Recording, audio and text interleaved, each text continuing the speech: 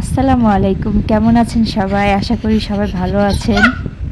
তো আমার দুপুরে রান্না করা শেষ। তো এখন সাপিনার আবু ফোন দিয়ে বলতেছে যে বাইরে বৃষ্টি হইতেছে, আমার জন্য খিচুড়ি রান্না করো ইলিশ মাছ দিয়ে। তো এই যে খিচুড়ি বসাই দিলাম আবার।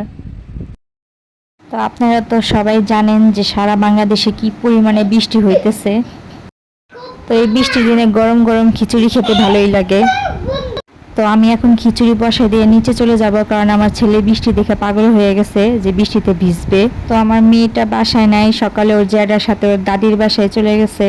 তো বাসায় আমার ছেলে আর আমি একলাই। হ্যাঁ, ভিজা হয় নাই, চলো। তো দুপুরে সাপিনারা বুগো খাইতে আসছে। তো সাপিন এখন ওর বাবার সাথে আবার চলে যাবে, নানি বাসায় যাওয়ার জন্য কান্না করতেছে। এই যে আমি চলে আসলাম আমার আম্মুদের বাসায়। তো দেখেন আমার ছেলে কত দুষ্টুমি করতেছে, সারাদিন অনেক দুষ্টুমি করে। ও মা, আমার পায়ের মধ্যে বুতা দিতে আইছে, দেখছো? এই সাবিন ব্যথা পাবো কিন্তু। তো এখন আমি আমার বাসায় চলে আসলাম। আসার সময় বাজার থেকে বাজার করে নিয়ে আসলাম। সাপিনের আব্বু টাকা দিছে। তো আইসে আগে ভাত বসাই দিছি, কারণ ছেলের ঘুম লাগছে, দুপুরে ঘুমায় নাই, তোর জন্য মাছ ভাজবো। আর একদম মুরগি শাক সব কিছু এখন ফ্রিজে রাখা দিব, এখনও কিছুই রান্না করব না। তো পাট শাক এগুলো সব 2 আটি 10 টাকা করে বিক্রি করতেছিল। তো আমি ভাবলাম নিয়ে যাই, আমি পাট শাক খাই না, সাপিনের আব্বুর জন্য পাট শাক রান্না করব।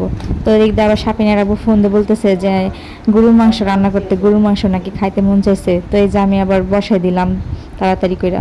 এদিক দিয়ে বাবা আবার আয়সা পড়ছে বিথিকে নিয়ে। তো এই যে বিথি গল্প করতেছে আমার সাথে। আয়সা মাছ খাইতেছে না বিথি, আর আমার সাপিন বাবাটাও যে ঘুমাইতেছে, ওর নানা ঘুম পড়ায় থিয়ে গেছে। ওর জাগ না থাকলে ওরে থুয়ে আর যাইতে পারে না, তো ঘুম পড়ায় থিয়ে গেছে। আর এদিকে আমি সুজি রান্না করতেছি, মাংস রান্না করতেছি। এই যে মাংস হয়ে গেছে, তো এখন জিরা ফাঁকি দিয়ে নামাই ফেলাবো।